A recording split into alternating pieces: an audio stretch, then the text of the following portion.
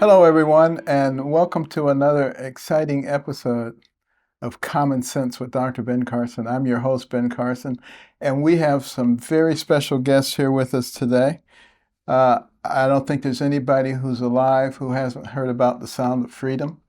It's a number one movie right now. It's going on talking about what's going on with human trafficking, and particularly with child trafficking. And our guest today to talk about this, Tim Ballard, who is the protagonist in the movie, Bob Unanue, who is the CEO of Goya Foods and is a big sponsor, producer, and of course the major producer, Eduardo Verastegui. How did I do with that? Better than me. Actually, you're the first one who said it perfect. Dr. Ben, I'm so grateful that my last name was pronounced perfect. That's right. That's the first time ever. Verastegui, very well articulated. Eduardo Verastegui, thank you. But in fact, you know, how many people really understand what's going on with trafficking?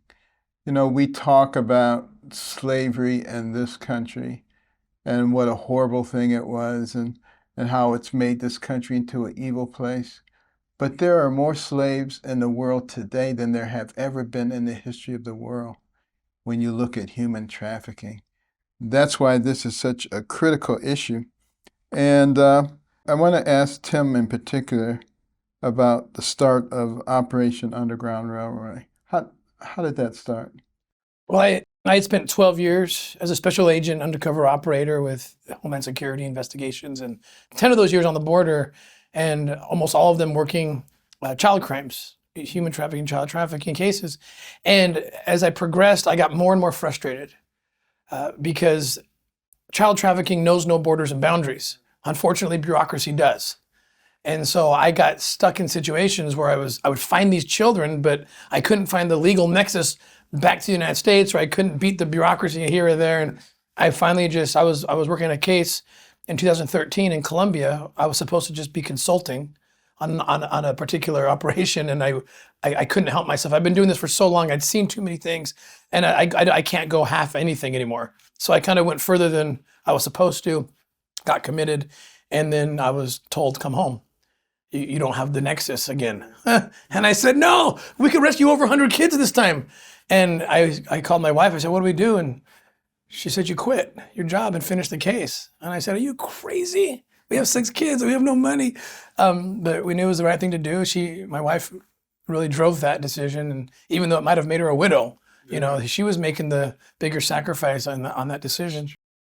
And we jumped in, and that is the story of that's how Sound of Freedom kicks off. That's the story, and then a wild ride then follows that decision when we actually go and do the operation, which ends up being one of the largest rescue operations that we've ever seen. Well, Eduardo, how did you grab a hold of this? Well, I met Tim Ballard 8 years ago in Los Angeles, California, and he told me this story, and I was inspired by meeting a real hero, a true hero. In one hand, in the other hand, I was in shock when he told me in details what these children are going through. When he told me in details what him and his friends do around the world. They travel around the world undercover, rescuing children that are kidnapped for sexual exploitation. When they told me what happened to these children, 3-year-old boys, 5, 6, 7-year-old boys and girls, sexually abused 10 to 15 times a day for many years. And after that, when they don't want them anymore because there's no fresh meat anymore, that's the kind of vocabulary they use. They go into the second business, which is organs traffic. They open them and sell their organs. When you hear things like this, you cannot look the other way around. It is the worst evil ever. And then he looked at me and he said, Eduardo, it's very sad what I'm telling you, but it's more sad now that you know it, man. If you do nothing, what are you going to do? And I started asking him questions like, for example, this is a global problem? Yes, especially US and Mexico. US is the #1 consumer of child sex in the world. Mexico is the #1 provider. And I said, hold on a second. You guys, you live in the most powerful country in the world. You have the technology, the intelligence, the money, the army, the police. Why don't we finish this problem? And he said, because it's not a priority. how can we turn this into priority? He said, we need a movement. We are not the solution, Eduardo. We're the solution for 7,000 kids. Thank God we saved a lot of kids, but we're talking about millions of children that are kidnapped for sexual exploitation. We need a movement. And that's when I realized, well, I'm a filmmaker. I have a weapon of mass instruction and inspiration, movies. Movies can move people. Let's make a movie about one of your, rescue missions. You have done hundreds of rescue missions. Just tell me which is the most difficult one, the most, dangerous one, the most successful one. And he told me the one that he did in Cartagena, Colombia. And that's Sound of Freedom. Well, Bob, how about you? I actually know, but the audience doesn't know. How did you get so involved in this? Well, first of all, I'm just in awe. There's three people. I'm in Texas, but there's three people sitting there that are just my heroes. And I can't, and we're in a movement. We're in a spiritual war, and I can't think of three more courageous warriors than the three of you in this battle. And I knew Eduardo when he was 33 years old and did the movie Bella. I don't know, 33. There might have been a couple of years ago, Eduardo. I don't know, but and then he did Little Boy. But he was a pretty hot actor in Mexico, a singer, actor, and but he changed his life around. He said, "I'm going to dedicate my life to God." And all of this has been the intervention of the Holy Spirit. I mean, I got to meet you, Dr. Carson. I used the word blessed with President Trump, and when you invoke God, it pisses a lot of people off, people that hate God. And so I met Eduardo, and again, I think it's the Holy Spirit involved here. It's the hand of God. Angel Studios sending this down. I met Eduardo after Bella. Fast forward a few years at the White House, and he goes, "Hey, I'm doing this thing and about this incredible guy going in and saving the children." And I tell you, my awareness at that time was, we kind of live in a bubble in this country. We don't realize the horror that's out there and the money behind it. This is the biggest crime industry in the world, along with drugs and arms sales. So he tells me about this courageous person and this guy Tim Ballard, and we were able also to go out to Utah, and he had this event with Macy Barber, Rise Up, and raising awareness for this plague. And so we saw the movie. We saw it with you, Dr. Carson, and Candy. And every time you have to take a box of tissues with you, but it tugs at the heart. And the amazing thing, to me, Tim has been around the world for years, saving kids. More recently in Ukraine. And this wasn't a one and done. But this movie, interestingly enough, is about one child. Well, first, Miguel Aguilar, he goes, "What about my sister?" And Tim goes to save Rocio, one child, which highlights the idea that every life is precious. And for a man to sacrifice his life, his family, to go after that one kid, he says, "What if that was our daughter? What would we do?" And so there we have the history. And it's under attack. It's under attack because it's good. And it's real, and it's the truth that's come out of the light. And when it comes out of the light, the people of the darkness, they attack, they hit back, and it's terrible what they've done to attack this movie and the story and these courageous people. Amazing. It is amazing. It seems like whatever is good these days is under attack, and whatever is questionable is held up. It's almost like we've lost our minds, but I always say it's darkest before the dawn, and sometimes it has to be pretty dark before people see the light, and I believe the light is coming, and this movie is part of it. But do other governments work with us to help get these kids back, or is this largely a solo movement? No, they do. I mean, in the beginning, when we started our our project, it was difficult to think that there could be this private-public partnership where a private organization can actually help rescue children. But we proved the model in Colombia first, and then in Haiti, and then we moved into Mexico, and now we've been in over 30 countries. And so at this point, the model has been proven, and this film's only going to do more to continue to prove that model. Well, how hard was it to get this film made? I mean, you probably didn't have a lot of enthusiasm in the beginning, did you? No, actually, it was meeting a real hero that you want to imitate him. I when I met Tim, I said I wanna become like Tim. I wanna be more like him. This guy is because he leads by example, and that's the most powerful testimonies out there, when people lead by example. So when I decided to to commit to do this film with Alejandro Monteverde, the director, who's another genius, Picasso, Michelangelo, genius filmmaker. He's my business partner. He's from Mexico too as well. When I brought him to meet Tim, when we committed to say yes, he looked at me and he said, Eduardo, I have to be very honest with you. We have a lot of friends, but we have a lot of enemies too. Right. And I'm going to share them with you if you say yes. I don't want you to ask me later, well, you didn't tell me how dangerous this is. It is dangerous. And I remember I closed my eyes and I said, what if this is my son? What would I do? I will stop everything that I'm doing. I will hope that the entire world will stop everything they're doing so they can help me to find my son.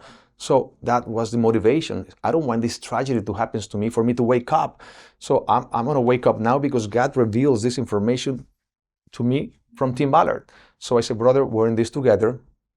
I made a promise to God that I will dedicate my life to end child trafficking along with you and every other warrior that are doing the same. Together we're stronger, so let's start a movement with this film. So the first obstacle was raising the funds, and it was really difficult because people didn't want to be involved in something that it was too dangerous, right? And I was, what if this is your son? It's too dangerous, it's too dangerous. Okay, well, finally we're raising money, enough money to start this process. Then the actors, when the script was ready, remember, we visited a lot of actors. All of them, more than 20, they say no, no, no, until one day I say, brother, who do you want to play you? And he said, Jesus Christ. No, don't go crazy. Now I'm talking about the actor who plays Jesus Christ. Okay, I thought for a second this guy went crazy, right? So, do you know him? But why him? I said, he's older than you, he doesn't look like you, he's just, older than you. Why? Because Eduardo, he's not only an amazing actor, he's another Picasso, Michelangelo, crazy genius, but he has the heart. He has a godly heart. I want an ambassador to come with us to stay here forever to end child trafficking. And this guy is brave. So a great choice. I texted him and he said yes right away. We sent him the script and he said, I'm in. So we have now a great story, great script, Jim Caviezel. Later, we finished the film. The film at that time was owned by Fox. But then Disney bought Fox. Right. Now Disney owns the movie. I don't know what to do. I have to pay them a lot of money. And that's when this hero right here, who's very humble, and he didn't say, when you ask him, what is your involvement here? He helped me to rescue the movie from Disney. So Bob, you are an angel too, brother, because you helped us to rescue this movie from Disney, who in the first place, they said, this film is not for us anyway, but pay me what you owe me. So finally, we paid them. We rescued the movie. And right there for 3 years, doctor, we were like knocking doors everywhere. Amazon, Netflix, everywhere. No, this is not for us. This is not for us. That's when we show you the movie the first time. Back in the days, I was like, and as you said, wisely said, that was not God's timing. But at that time, I didn't know. I was just knocking doors. And Tim Ballard, how the movie's going? Yes, it's going good. All my investors, all my producers and executive producers, where is this movie? Well, it's there. Finally, I was praying for an angel to come and rescue this film. And one day, I received a phone call from someone living in Provo, in Utah. I didn't even know where Provo was. What is that? We're Angel Studios. Who are you guys? We are the angels you've been praying for. And they came and they rescued the film, and because of them, now 5 million people have seen the movie. Isn't that amazing? This is a movement. No one can stop this, doctor. They can take me, they can take him, they can take you. They cannot take millions of people. This is the people's movie. I can't believe that we were competing with Indiana Jones, with the biggest company in the world, Disney, and we beat them because of the people and because all glory to God. because so many people have been praying for this movie, and those prayers are there. There's nothing more powerful than prayer. And this movie, born out of prayer, because every project that we do, we discern first with God, and we pray and we fast. And when He gives us the green light, we go all the way. And here we are with you. It's an honor to be here with you, talking about Sound of Freedom.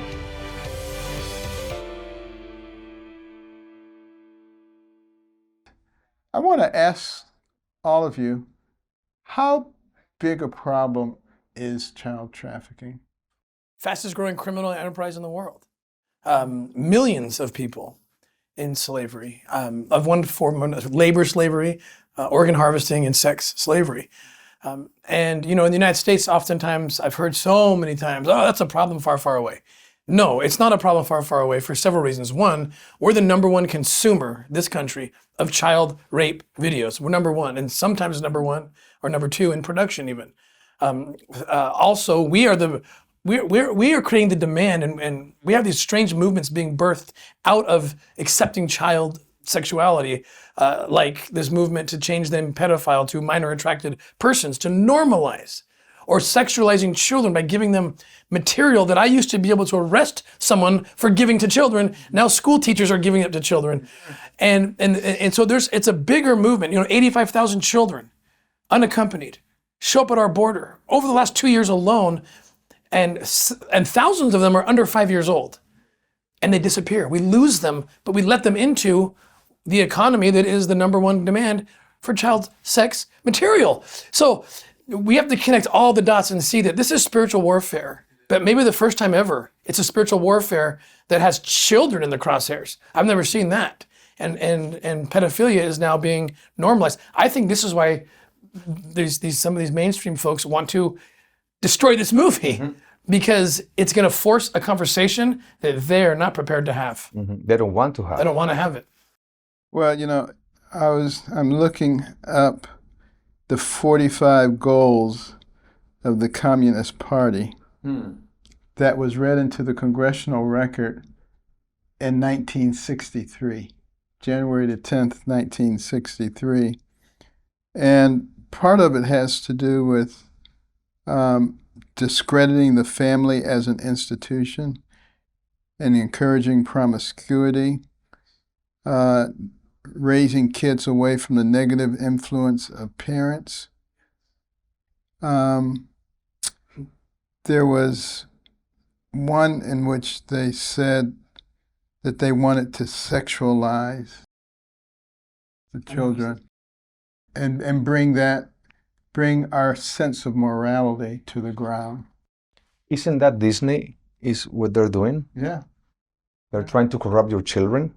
Isn't that the agenda that they have, the mainstream media? Some of them, not all of them, but some of them. I mean... Well, this country was founded on Judeo-Christian principles. Love your neighbor, treat people fairly, traditional family with a mother, a father, taking care of the children, proliferating. All of those things are under attack. Faith and family are under attack. And I think it's one of the reasons that something like child slavery is acceptable to so many people. And they don't really care, I think, whether you will give voice to it as long as you will just keep silent. Just don't say anything. Just sit there with your eyes on the ground and don't say anything. And that's almost the same as being complicit and allowing this to occur. Evil triumphs when good people remain silent. And if they remain silent, they're not good people anymore because they're part of the problem, right?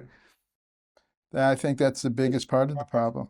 You asked the question, do other countries, support what Tim is doing? And actually, he appeared before Congress years ago after that raid. And also, Tara Lee Rodas appeared in April before Congress to talking about the 85,000 missing children, and to say that HHS and ORR, the Office of Refugee Resettlement, was the middleman. They're actually recruiting kids for Becerra. They needed to speed up the assembly line of bringing kids in here. And if you ask if a country is supporting, I believe our country is complicit in this trafficking. When, 2.5 years ago, this administration changed, there was an invasion of the border. All of a sudden people didn't, the conditions that exist in Central America and Mexico always existed. All of a sudden people didn't say, hey, let's get up. Hey, honey, why do you want to go to, let's go for a trip to the Mexico border with the US. No, these people were recruited and were taking kids, single digits, 5 years old, younger, like Tim is saying, and we're abusing them. And why? We were moving away from God, yes, but it's follow the money. The Gulf cartel on the Mexican border is the $80 billion business. The whole industry business is worldwide is a $250 billion business, and it's very tempting for people to be pulled into this motive for money. There's 6 steps of child trafficking, which is grooming or befriending, intoxicating, alienating, isolating. You alienate the victim from their families, and sometimes they come from broken homes. So the abuser becomes their family, desensitizing and capitalizing. But at the end of it, the 6th step of capitalizing is really the first step. This is being done for profit, for money. And we're not valuing life. We're not loving our neighbor as ourselves, as the Bible tells us. If we were to do that, if we become a selfie world, start thinking about that one child. We're going to change this world. And this movie is a big step in that awareness.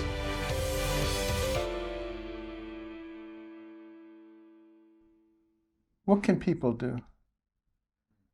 I mean, I know everybody comes out feeling in a state of shock, but what can they do?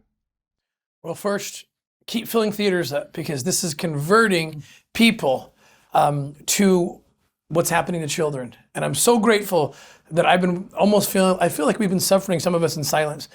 Where's the silent majority that's going to come up and feel the message? And it's happening. So I'm grateful to God that the Spirit is touching millions. And that's what's happening. I feel it touching the hearts, and people are coming. And then beyond that, we just launched a new program called the Spear Fund. It's the first time I think we figured out how to scale the problem. The Spear Fund is the tip of the spear. It's a fund that we are going to be raising resources to find whatever organization or group is the best solution for that child. I run something called the Nazarene Fund. I also am the founder of Operation Underground Railroad. But I can admit and be honest that neither of those are the end-all solution for every child. For many, yes, but not for all. So it's time to, I made sure Angel Studios did not include the OUR logo even at the end of the film, because I don't want to participate in this scarcity mentality backed by, this is not about one organization, it's about all. So the Spear Fund, spearfund.org, people can go there, and we're going to be employing the principles of capitalism even. If you're the best group to rescue, that kid deserves the best, and we'll find you and deploy you. And it's not about Republicans and Democrats and conservatives and liberals. It's about children. Yes. Vulnerable children who need responsible adults to protect them. I always use this analogy, precisely because what you just said is, you just nailed it. There's this little house full of children, and the house is on fire. This fire truck comes from this direction. This other fire truck comes from this other direction, and there's another one and another one. And when they get there, they started arguing. Hey, this is my territory. No, this is my zip code. No, you want the commission. No, you're the thief. No, you're the thief. No, you're blah, blah, blah, blah. And then when they finish, the kids are dead. What they should have done when they got there, bring the water hose, bring the fire down, save the children, and they continue with the argument. Well, there's millions of children on fire right now. This is not about politics. This is not about you being left, right, up, down, center. It's about bringing your water hose, all of us together, bring the fire down and save the children. So that's why only pedophiles are not interested in promoting this film. Isn't that suspicious when somebody's like trying to like block the message? Don't go and see Sound of Freedom. Don't go. What do you mean? This is about saving children. This message is for all the parents. Be aware of your children. Presence. There's apps that you can see what your children are looking in social media, so you can see who they're talking to. Because you know what? In 1 second, they destroy their purity and their innocence, and they will mark them forever. So parents, you need to see Sound of Freedom, because you need to know that this is real. This is not far from you. This is next door. This is everywhere. It's happening everywhere. So go and see Sound of Freedom. And then something that they're doing that is amazing. People, when they leave the movie theater, they videotape themselves and they share their testimony about what they saw. And they share that testimony with everyone. And this is the movement. There's 5 million people now, and this is global. This is going to go all over the world. So thank you so much, Doctor, for being an ambassador of freedom, because we want everyone to become ambassadors of freedom. Only when we all come together, we can make this problem finito. And if you see something that's suspicious, don't be afraid to notify the authorities. The worst that can happen is that you're paranoid. That's okay. Yeah. I'd rather you be too aggressive in terms of following up on this than take a nonchalant attitude and allow another child to be sacrificed. This movie is about a superhero, but each of us could be a superhero, because a lot of kids are committing suicide. We're not valuing others. We're not valuing ourselves. If someone's being bullied or taken advantage of, because mental health is a big issue too, we have to have the courage. We can save a life by standing up for another child who's being bullied or trafficked. And we can be the superhero that saves that life. Too many kids are being lost because they don't feel valued. And with one thing this movie does is show you can be a superhero too, without having to go to Colombia and risk your life physically. You can, with courage, you can save a life. Well, we're going to have to wrap right there, but I hope everybody out there has had a chance to just feel the energy here and what went into this production and why it is so vitally important and why we all can play a part in helping to end this scourge on society.